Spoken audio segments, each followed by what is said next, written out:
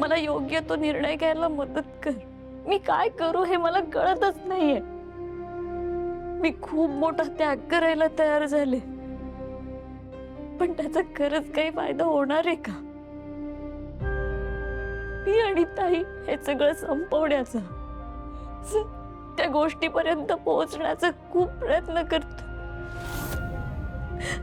आम्ही अशा वळणावर येऊन थांबलोय जिथून पुढे आम्हाला रस्ता दिसतोय, पण तो कुठे संपेल की नाही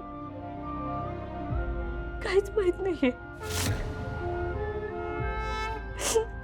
आम्हाला मदत कर देवी आई, आम्हाला मार्ग दाखव।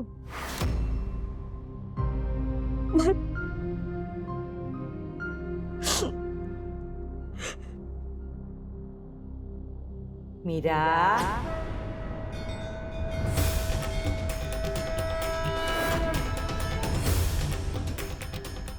आजी नमस्कार करते। सुखीरा, तू आणि तुझी ताई मिळून मार्ग शोधताय असं म्हणालीस, पण खरंच तुम्ही दोघी मिळून मार्ग शोधताय का? हो आजी, सगळं आम्ही दोघी मिळूनच करतोय।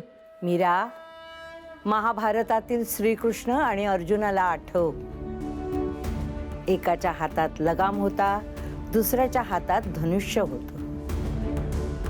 कार्य वेगळं होतं, पण विचार एकच होता, मार्ग एकच होता, म्हणून रथ कधीच डगमगला नाही। तुम्हा बहिणींचा रथ सुद्धा डगमगायला नको।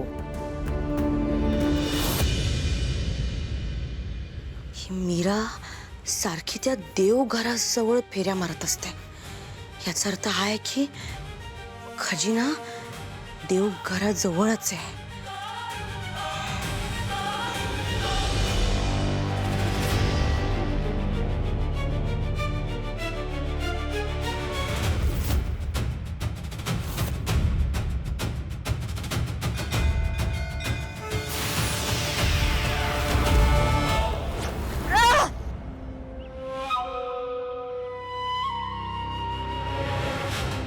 देवघर?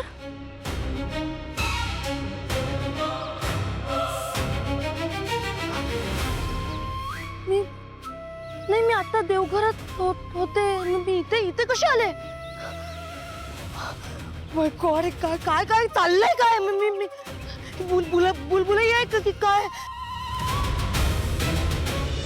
मीरा, दिशाहीन होऊ नकोस। नियतीने जे लिहिलंय ते अटळ असतं।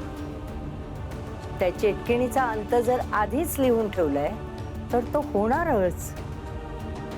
फक्त तुमच्याकडून कुठलीही चूक व्हायला नको।